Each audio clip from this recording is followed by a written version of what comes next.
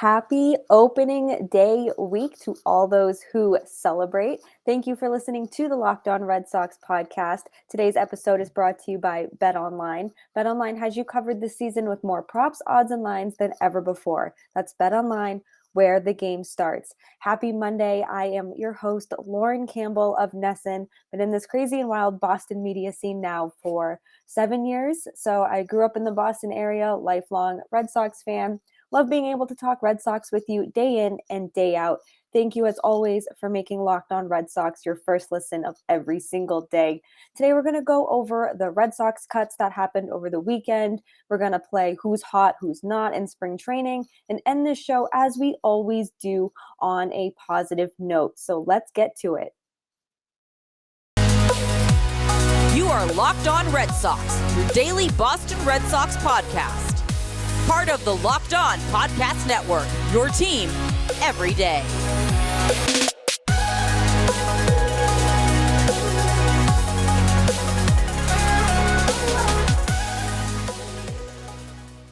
Just a quick note, I am flying solo today. My co-host, Massachusetts Pirates team insider, Jake Ignazuski, will be back later this week. So it is just me today. So let's chat about the Red Sox cuts that happened over the weekend. The cuts will become more frequent because their roster does need to get to 28 very, very soon.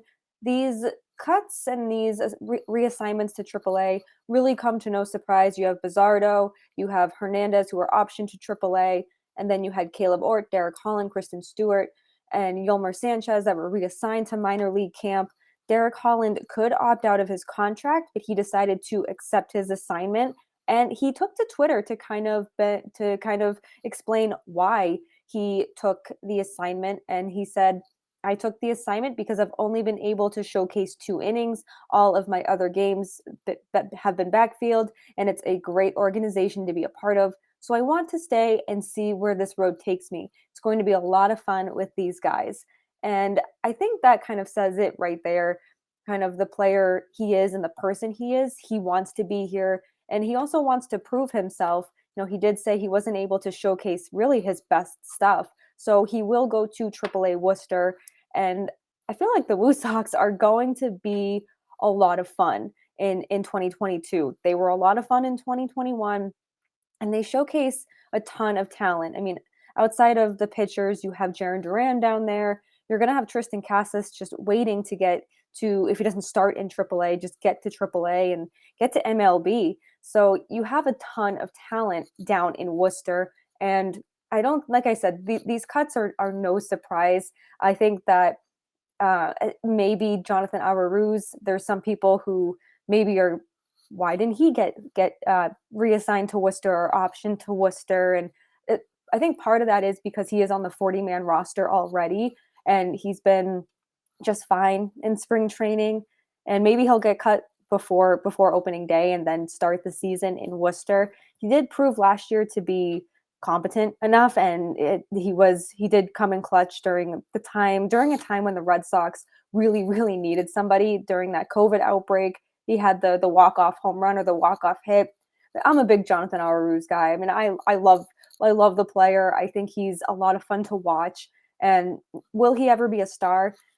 Probably not. But I do think with the players that were optioned and the players who were reassigned to minor league camp, I think that it makes sense to keep Jonathan Arauz with the Red Sox at least for the time being.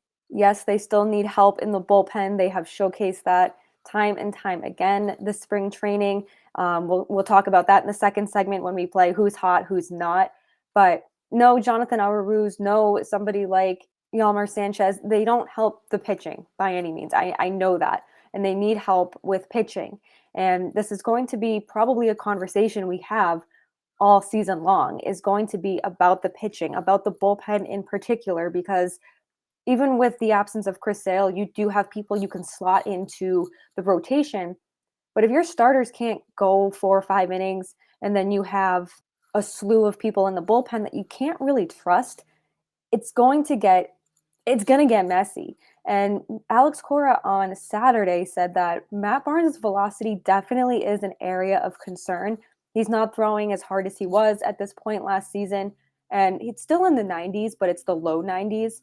And if he's going to be your closer and you're already concerned about him, I'm concerned then. And again, this kind of goes back to the moves they made or lack of moves they made when it comes to pitching. Yes, Michael Wacha. Yes, James Paxton. Yes, Hansel Robles. But James Paxton won't start the season on time. We knew that. You don't really know what you're going to get with Michael Wacha. Hansel Robles, I mean, I don't know.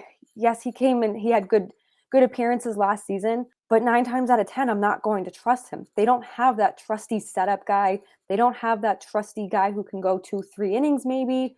And they do have Garrett Whitlock, but you can't overuse him in the beginning of the season and just burn out his arm before you even get to the All-Star break. That would just be irresponsible. But we have seen pitchers get overused, get burnt out before the All-Star break or before the playoffs happen. And then it's just a big mess. So Alex Cora is concerned about Matt Barnes, which means I'm concerned about Matt Barnes. I'm sure a lot of people already were concerned about him before spring training even started because of how he ended last season. I mean, he went from being unhittable to being left off of postseason rosters to only getting onto postseason rosters because of injury. So there's definitely an area of concern there. I don't think Bizardo or Hernandez are really people to kind of fill that void.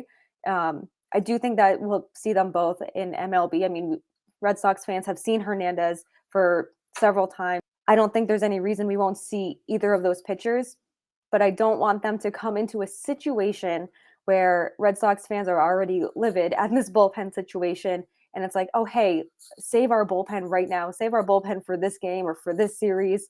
So I don't know. I mean, I just went on a tangent about cuts to Matt Barnes, to the closer, to the bullpen. This is what's always going to happen. The bullpen is always going to be a topic of conversation because they didn't really do much to bolster that. And I don't want to say they were happy with what they have. They didn't go out and they didn't spend the money on a reliever or another closer or another setup guy, someone to just kind of keep this bullpen together so you don't overuse those guys. But enough bullpen talk, enough Matt Barnes talk. Let's talk about who is hot and who's not during spring training in our second segment of the Locked On Red Sox podcast. We are also going to be talking about some odds, and some of them do include Matt Barnes. And thanks to BetOnline, I was able to get all of those numbers because betonline.net is your number one source for all of your betting needs and sports info. Find all the latest sports developments, including this week's Masters Championship odds, podcast, and reviews for all the different leagues this season. BetOnline is your continued source for all of your sporting wagering information, including live betting, esports, and scores. Head to the website today or use your mobile device to learn more about the trends in action. BetOnline, where the game starts. Thank you for making Locked On Red Sox your first listen of every single day. Check out Locked On MLB Prospects because host Lindsey Crosby is a prospect encyclopedia, and he's going deep on the MLB stars of tomorrow. It's free and available wherever you get your podcasts. All right, so let's play who's hot and who's not in spring training. It's just a few players. I picked 3 players for who's hot and who's not, and hopefully who's hot can continue to stay who's hot in the regular season, who's not and who really hasn't been. Hopefully they can turn it around and pick it up in the regular season because the guys who are not hot are going to be, or they need to be reliable for the Red Sox. So let's start with who's hot, and that is Rafael Devers. He is hitting 450. He's got home run after home run. He can't seem to stop hitting home runs in spring training.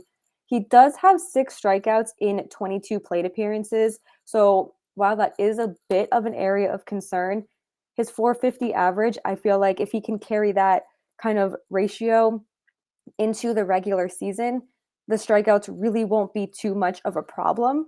But of course, that average, the home runs, if he can continue that, he's going to have a very, very successful season for the Red Sox and certainly play his way into a hefty contract extension, which I know Red Sox fans have been calling for as soon as this lockout ended.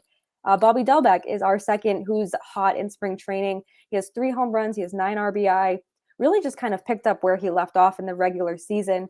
And we've mentioned this before. He had a stellar second half of the 2021 season. Maybe that was because the Red Sox brought in Kyle Schwarber to play first base. But regardless, he's continuing to show his power. He's continuing to score runs and drive in runs for the Red Sox. They certainly will need that in the regular season, especially if pitching is going to become an issue. Speaking of pitching, Nate Eovaldi is our third who's hot in spring training. He's pitched 7 innings this spring. He has 2 earned runs, 3 hits, 9 strikeouts, but most importantly, he has not surrendered a walk. Walks were an issue for a lot of pitchers last season. And of course, you never want to give the opponents a free base runner. So for him to be limiting his walks this early, I think is a very, very good sign. He knows that he needs to be the ace of this staff until Chris Sale comes back. He did that in 2021. And he's making his contract extension look really, really, really good. So I love what I've seen from Eovaldi this spring training. I have confidence that it'll carry over into the regular season. He knows what he's up against. He knows he can handle this kind of heat. So like I said, love what I've seen from Eovaldi. Excited to see what he does for opening day in just a few days. I can't wait. I'm so excited. Now let's talk about who's not. And the first person is Rich Hill. I love Rich Hill. I love that he's back with Boston, but he has a 9.35 ERA over 8 2/3 innings. He's given up 14 hits, and opponents are hitting 350 against him. That's not ideal for somebody who could be fighting for a rotation spot. It's not good. These are not numbers that you want to see a potential starter or even person in the bullpen. Rich Hill has been reliable in the past. He is getting older. He is 42. I think we know that comes with a territory that he's not going to have the stuff he had 15 years ago, 20 years ago, even 10 years ago. This is what happens with players and pitchers in particular. But the 14 hits, the ERA, it's not good. And I hope that he can turn that around because, again, pitching is a problem for the Red Sox going into this season. And to see these numbers from a veteran, from someone who's familiar with the Red Sox organization is not ideal. Another pitcher who is not hot in spring training is Tanner Houck. And he also is fighting for a rotation spot for the Red Sox. And Alex Cora has said throughout spring training that he most likely will get one of those spots. He's given up 8 walks, which is not ideal in the least. He's hit 3 batters. He does have 10 strikeouts, but he does have 5 earned runs with a not ideal looking 178 whip. Tanner Houck has good stuff. We know that good stuff is there. We know he struggles through the third time around in the Red Sox lineup. He's so close. He just needs that third pitch. He needs that confidence. He needs to continue to be stretched out. I'm not concerned about his long-term development by any means, but short-term, this is not good for his confidence. And I know last season that he was up and down. Houck was up and down between Boston and Worcester. I believe it was 7 times. He had an amazing mindset throughout the whole thing. He was so positive. He took it in stride. He never complained. And it sounds like he's going to be with the Red Sox long-term this season. That sounds like that's the plan here. It's just not a good first showing. It's not a good first impression. The 8 walks, that's way too many walks. The 10 strikeouts, yes, that's nice. But when you're giving up the 5 earned runs, when you have that 178 whip, and you're fighting for a spot in a rotation that you're probably going to get, it's probably going to make Red Sox fans just go like, oh, this is not ideal. And our third and final who's not hot in spring training is JD Martinez. I like Tanner Houck. I'm not concerned by any means. I think it's just spring training. It's a time for JD to get his feet under him, get his bat right. He doesn't have any extra base hits, and he has struck out 10 times, and he's only batting .208. Again, not the JD Martinez Red Sox fans have come to know and love these last 4 or 5 seasons. But again, I think it's just a matter of he's using spring training to get himself right. I think he'll be just fine when the regular season comes around. But it's never good to see one of your bigger bats, to see these players who have come in clutch for the Red Sox, who the Red Sox are depending on for a ton of offense. It's not ideal to see someone like JD Martinez be in spring training without any extra base hits and striking out 10 times. Again, I'm not concerned. I think he'll be fine in the regular season.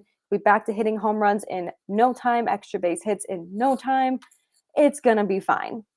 So my favorite thing about spring training really is seeing the odds come out, whether it's player props, whether it's odds to win the AL East. And I was looking over them on BetOnline, and I just kind of wanted to go over a few. I'll start with the odds to win the AL East. Toronto, to the surprise of nobody, is at the top at 165. The Yankees are just behind them. Well, not really just behind them. They're quite behind them at 225. Then the Rays 260. The Red Sox at 600. And the Orioles, poor lowly Baltimore Orioles, shout out Connor of Locked On O's. They are at 5,000. I don't think anyone's going to take those odds. If you do, all the power to you. But again, the Red Sox are coming in at fourth. I think that with their pitching in particular, I think that's a fair place to put them. I am very optimistic about this team. I'm a very optimistic person in general, but I think that Toronto had a stellar offseason. They replaced what they needed. They added. They're a really good team. The Yankees, I think their rotation has a lot of questions. I would put the Rays over the Yankees. I'm not a bookmaker. I'm not an odds maker. I'm not a professional bettor. So I am going to argue that. I think the Rays should be above the Yankees, but I don't think the Red Sox should be so far behind. I don't know. Again, maybe I'm not a professional bettor or anything like that, but I think that the Red Sox and Yankees are going to be a lot closer than people think. Maybe we'll all be surprised in the end. Maybe the Yankees will win the AL East. Maybe the Red Sox will win the AL East. I think the safest bet is just not taking the Orioles to win anything, just because I don't know. But maybe they'll be good soon. They are stacking up their farm system, so all the power to the Orioles. I also had to check out the over-unders for certain players. For Evaldi, his over-under for total wins in 2022 is 11. I'm going to take the over. He did have 11 last season, but I just think that he's ready to really step up and kind of mirror what he did last year and build off of last year. So I think I'm going to take the over with the 11 wins. Rafael Devers' total home runs is 36. He had 38 last season. I'm going to hammer the over. I just think, again, he wants that contract extension. He's had a stellar spring training. I think that he's going to continue that right into the regular season. Trevor Story, his total home runs is his over-under is 29.5. He had 24 last season. He's only hit 29 twice in his career, but I'm going to go over. I think that a new team, new scenery, new contract, a great team to be a part of. I think that he's going to love playing at Fenway. I think he's going to hit a lot of home runs. And I think that he'll get that over by like maybe 3-4 home runs. So I'm going to take the over. Xander Bogaerts, his total RBI is over under for 91.5. He had 79 last season and has only drove in 91 runs twice in his career. I'm going to take the under. That's not a shot at Xander by any means, but I'm not going to take the under by a whole lot. I think he'll have 75 to like 78.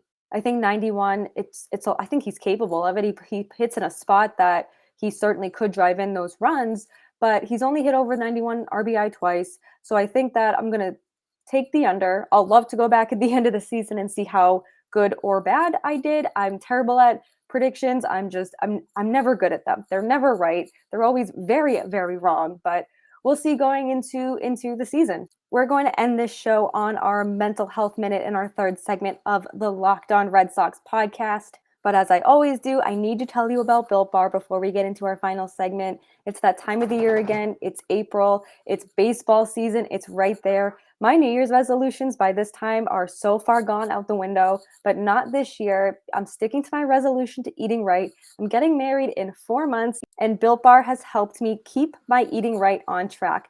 It's not really a resolution because I actually enjoy eating Built Bars. And if you haven't tried the Puffs, make sure you do because it's one of Built Bar's best tasting bars.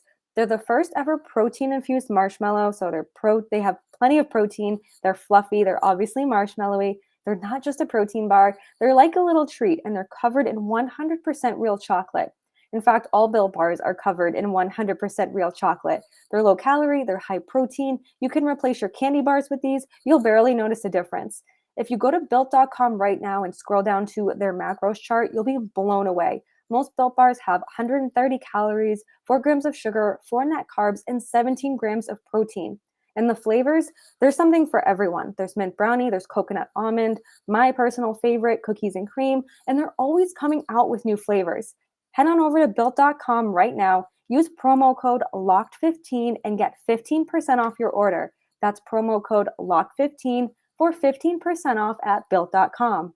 So we're going to jump into our mental health minute. It's not as fun to do this without Jake because we love bouncing just like the positivity off one another. But this past week, I had so much on my plate. I definitely overwhelmed myself. I overworked myself. But at the end of the day, when I had my day off on Saturday and I was able to just really decompress, I got to see some friends from Pennsylvania who came into Boston. We were able to get lunch with them. We did a tour of Fenway Park. And then I was able to celebrate my best friend and my maid of honor's birthday with just a small cookout with her friends, her boyfriend, her family, and her boyfriend's family.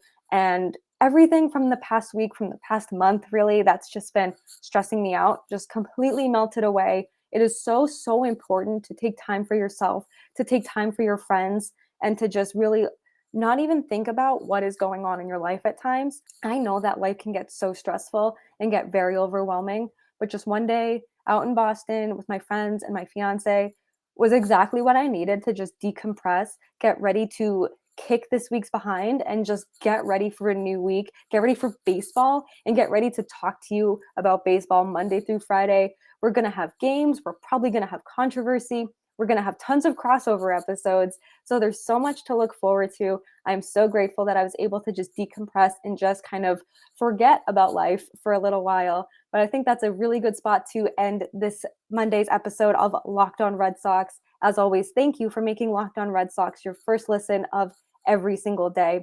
Rate, review, and subscribe to Locked On Red Sox right here on YouTube, Apple, Spotify, wherever you get your podcasts. Follow Locked On Red Sox on Twitter at LO_Red Sox, Jake at Jake Iggy, and me at La Lauren, 3 Laws Lauren with 4 R's. Check out all the other Locked On shows across the network, Locked On Yankees, Locked On Rays, Locked On O's. Connor does a really good job about a team that doesn't have a whole lot to root for right now. Be sure to check back this week for all these other amazing episodes of Locked On Red Sox we have planned for you. We have special guests. We have an AL East roundtable. We will have a crossover with Stacy and Abby of Locked On Yankees. We have a ton of amazing content to get you ready for opening day. We cannot wait. Thank you once again for making Locked On Red Sox your first listen of every single day. Now go make your second listen a Locked On MLB. Paul Francis Sullivan, friend of the pod, but please call him Sully, brings you his unique perspective on the major leagues, both past and present. It's free and available wherever you get your podcasts. We are just days away from opening day. Let's go Sox.